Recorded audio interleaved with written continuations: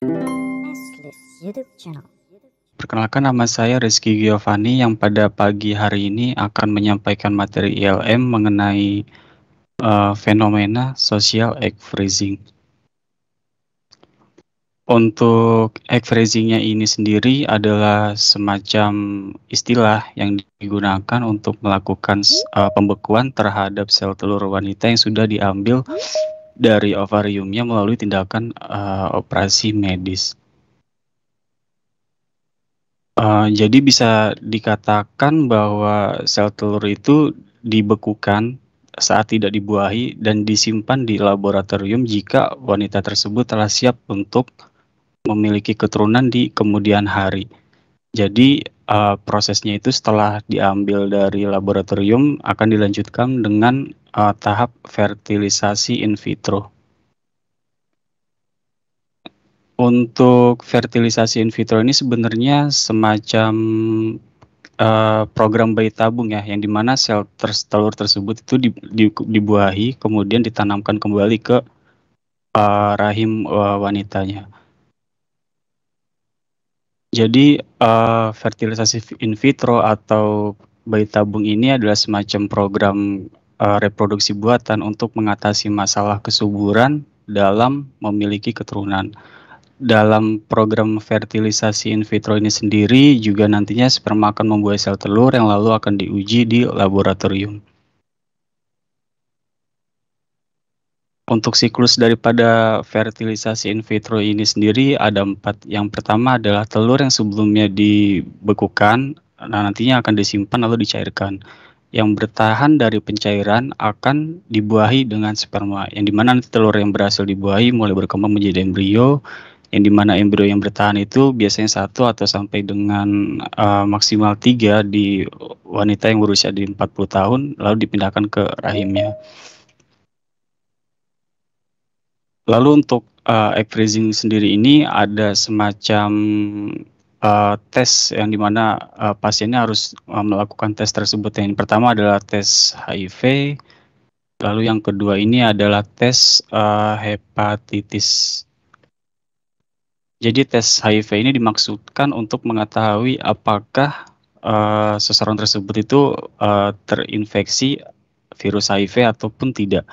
Jadi HIV sendiri ini merupakan kepanjangan dari Human Immunodeficiency Virus yang menyerang sistem kekebalan tubuh manusia.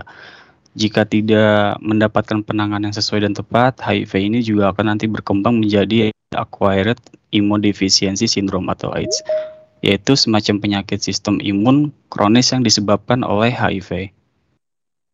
Untuk prosedur daripada tes HIV sendiri ini juga termasuk sederhana, ya, nanti di mana petugas kesehatan itu akan mengambil sampel berupa darah ataupun air liur dari pasiennya, yang dimana sampel darah itu biasanya diambil dari pembuluh vena ataupun ujung tangan si pasien.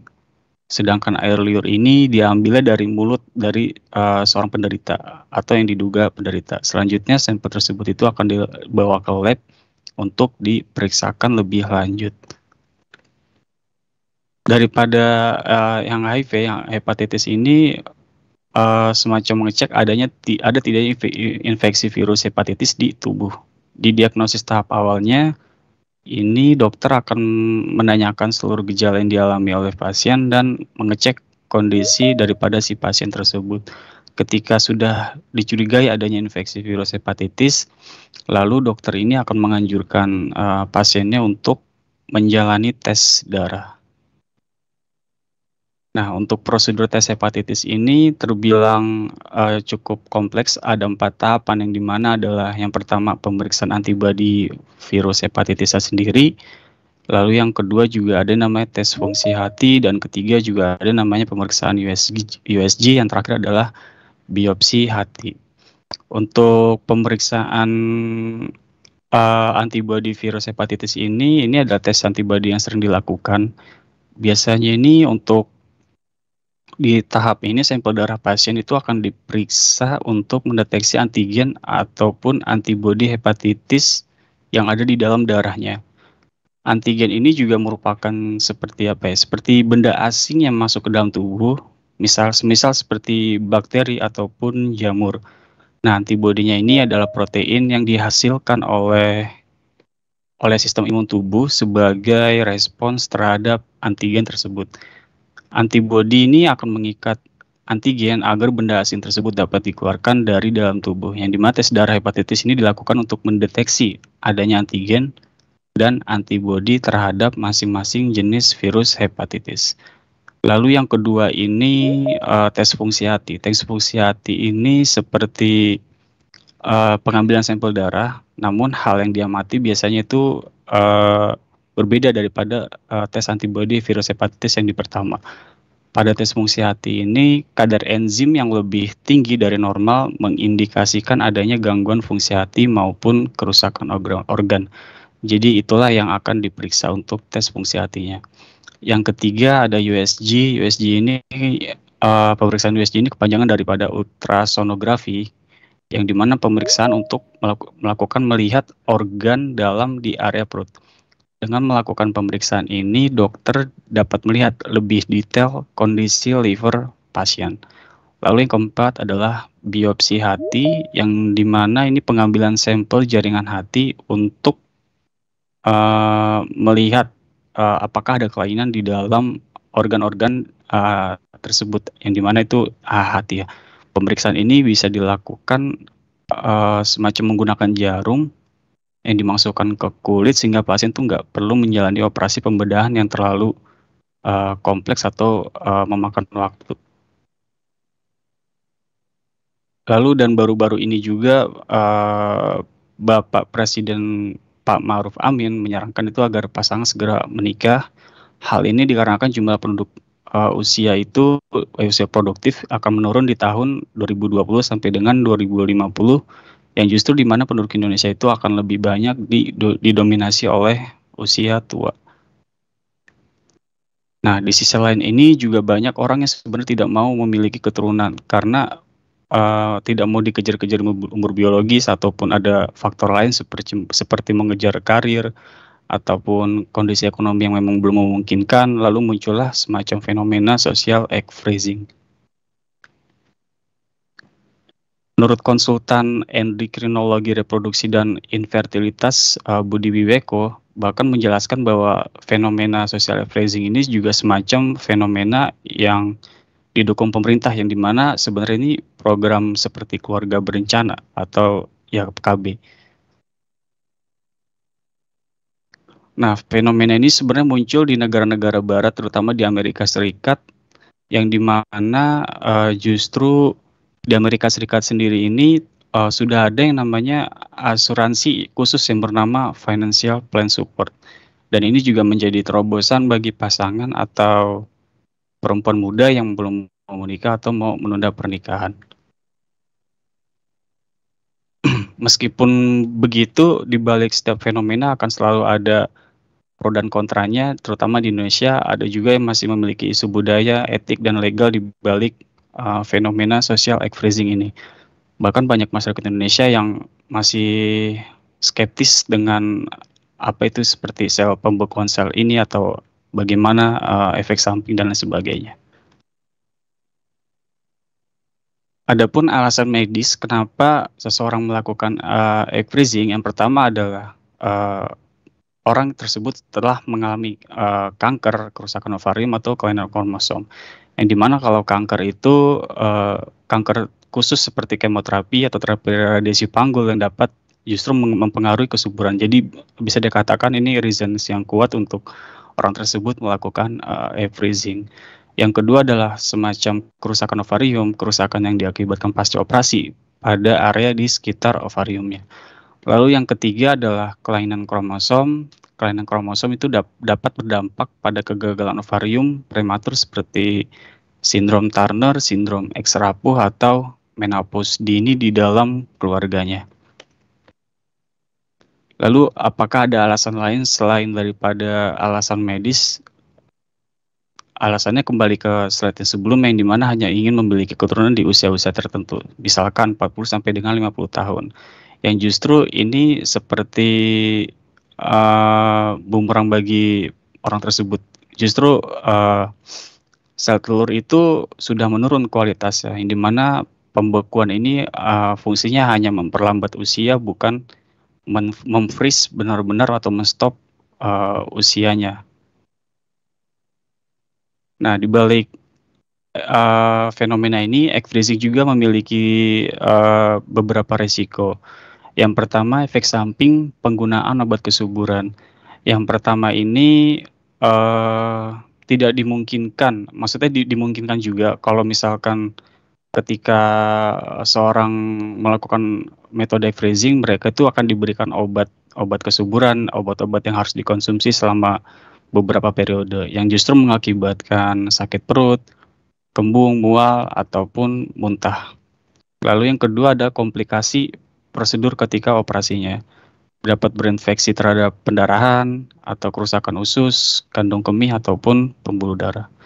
Dan juga resiko yang ketiga adalah resiko emosional. Metode freezing atau pembekuan sel telur ini dapat memberikan harapan untuk kehamilan di masa depan atau dalam tanda kutip di usia tua. Akan tetapi tidak ada jaminan juga untuk keberhasilan dari metode tersebut karena egg freezing hanya dapat meningkatkan peluang kehamilan di usia tua. Lalu ada juga yang namanya resiko keguguran, yang dimana sel telur yang dibekukan akan tetap mengalami penuaan sesuai faktor usia dari sel telur tersebut. Proses pembekuan hanya dapat memperlambat penuaan dari sel telur tersebut, hanya memperlambat, bukan benar-benar menstop penuaannya. Dari harga sendiri di Indonesia, range-nya itu sebenarnya di angka 50 juta untuk sekali operasi. Ada 45 atau sampai 55. Jadi untuk rata-rata 50 juta. Ini pun belum termasuk biaya pengobatannya, terus biaya storage, di mana kan kita menyimpan sel telur tersebut di laboratorium, dan itu membutuhkan biaya bisa bulanan atau tahunan. Di balik fenomena ini selalu ada yang namanya pro dan kontra. Untuk di masyarakat Indonesia ini, pro-nya itu keuntungan utama dari pembekuan sel telur adalah potensinya untuk memperluas pilihan kesuburan, khususnya bagi wanita yang mungkin menghadapi tantangan untuk hamil di usia tua, atau karena juga kondisi medis atau keadaan pribadi tertentu. Untuk kontranya ini, prosedur ini juga bukan tanpa kekurangan, karena prosedur ini pun datang tanpa jaminan kehamilan. Hal ini berarti bahwa setelah menghabiskan banyak waktu dan uang, bisa saja semuanya itu sia-sia dilakukan. Nah, untuk yang kontra ini sebenarnya mereka juga ada beberapa orang berpendapat bahwa seperti merangsang hormon guna meningkatkan produksi telur. Suntikan yang diberikan dapat justru menyebabkan ketidakseimbangan hormon. Nah, konsekuensi yang jarang ini juga bisa merusak pembekuan telur, yang dimana hiperstimulasi ovarium yang merupakan hasil dari stimulasi telur. Efek samping lainnya juga dari egg freezing ini adalah dapat menyebabkan penambahan berat badan, sakit kepala, atau perubahan suasana hati. Jadi sebenarnya lebih disarankan untuk berkonsultasi dulu atau lain dan sebagainya, yang dimana kita tahu bahwa ini tetap tidak ada jaminan, dan beberapa kasus juga ada yang mengalami efek samping seperti yang tadi saya jelaskan. Sekian presentasi dari saya. Terima kasih. Oke, terima kasih Kak Rizky atas materinya. Mungkin untuk penanggap hari ini ada Kanisa terlebih dahulu dikarenakan Kak Dianto sedang cuti. Silakan Kanisa.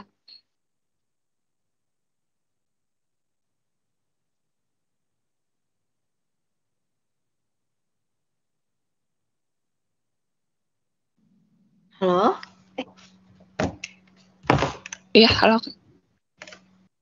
Terdengar ya suara aku? Iya, terdengar Kak.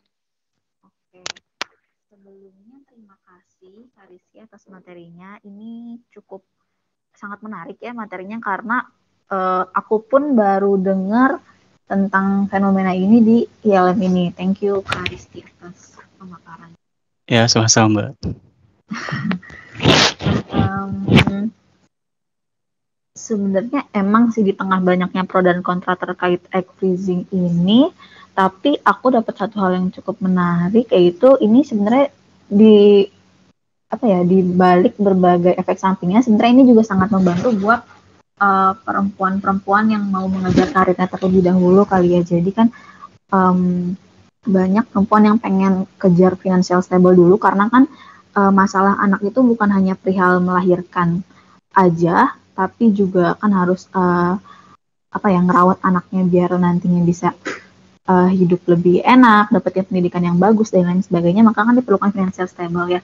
Jadi banyak perempuan-perempuan yang juga mau mengejar karirnya dulu. Nah, ini tuh cocok untuk egg freezing, ini tuh cocok buat mereka karena nggak perlu takut untuk ngejar karir. Tapi kalau misalnya udah terlalu ketuaan dan nanti misalnya si sel telurnya udah keburu nggak subur, tuh nggak perlu khawatir karena kan udah ada egg freezing ini ya. Jadi mereka bisa lebih dulu mengamankan sel telurnya, baru kemudian nanti dibuahkan gitu.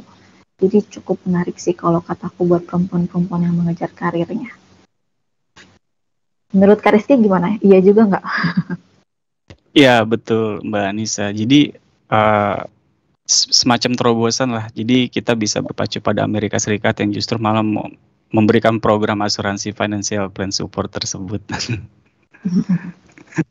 Ya, mantap. Makasih Kak Rizky. Ya, sama-sama Mbak.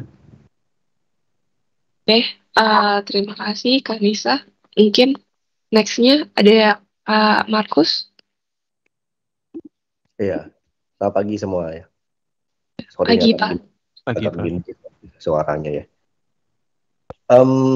Ya, kalau kita bicara teknologi ya, salah satunya ini kan bioteknologi ya, di mana memang sepertinya kalau kita bayangkan zaman dulu ini hal yang mustahil gitu ya. Tapi karena begitu pesat dan mungkin bukan hanya sel telur ya, sperm juga bisa disimpan begitu ya. Ini menjadi satu, ya tentunya diciptakan satu teknologi untuk kebaikan manusia gitu ya. Tapi memang yang menjadi tantangan baik nanti ujung-ujungnya ialah ke sosial ya, etika dan lain-lain tadi yang disebutkan, bagaimana manusia yang akan memakai teknologi tersebut gitu ya merasa tidak ada persoalan ya, dalam arti ada yang tadi ya masalah psikologi juga terganggu gitu kan. Nah itu menjadi pertimbangan yang harus hati-hati ya. Dan kalau kita bicara bioteknologi kan sekarang sangat pesat ya, sampai mau tanam chip di otak manusia segala macam gitu ya. Jadi saya rasa ke depan itu memang butuh sekali ya mungkin kebijaksanaan lah ya, bagaimana kita menyikapi perkembangan teknologi yang sangat luar biasa ini gitu ya. Dan memang kalau saya sih lihatnya di film ya, di luar negeri memang suka begitu ya, taruh di bank sel telur gitu ya, nanti bisa dipakai untuk periode di masa yang akan datang dan seterusnya. Entah bagaimana kalau di kita gitu ya, untuk seperti itu apakah sudah mulai juga ya, dan karena juga saya nggak tahu datanya ya, sebenarnya dari penduduk kita itu yang mempunyai masalah seperti itu berapa banyak gitu kan ya, sehingga hal ini apakah bisa menjadi satu tren apa enggak gitu. Nah ya kalau kita bicara punya keturunan ya tetap saja ya, ini tergantung Tuhan yang Maha Kuasa bagaimana dia bisa menentukan gitu ya, apakah seseorang, satu pasang manusia itu akan mempunyai keturunan apa enggak ya. Walaupun teknologi secanggih-canggihnya ya, tapi kalau Tuhan nggak kasih ya tetap aja nggak bisa punya keturunan gitu ya. Akhirnya ya mungkin yang tadi ya terjadilah istilahnya ini untuk orang lain, untuk pasangan yang lain gitu ya. Jadi anaknya punya siapa gitu ya. Nah ini tadi saya bilang akan menjadi pergumulan etika ya di masa yang akan datang. Bagaimana ini bisa kita sikapi dengan bijak begitu. Mungkin dari pasangannya nggak ada masalah, tapi kadang keluarga besar gitu ya, itu juga menjadi hambatan gitu untuk melakukan prosedur-prosedur semacam ini gitu ya. Dan lagi juga kalau kita bicara ekonomi ya tentunya kalau belum banyak ya berarti cost-nya masih tinggi kan gitu ya. Sedangkan bagi orang yang merasa ini sangat dibutuhkan, akhirnya peluangnya jadi sangat tipis gitu. Nah, ini yang kita bisa lihat ya nanti ya ke depan seperti apa gitu. Ya dari saya itu aja. Thank you.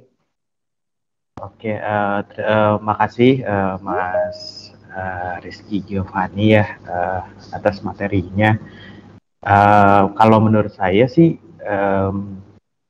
dengan adanya freezing ini ya itu kan berarti ada juga kemajuan teknologi seperti yang tadi disebutkan oleh Pak Markus dan ini juga menjadi satu metode yang baru gitu ya.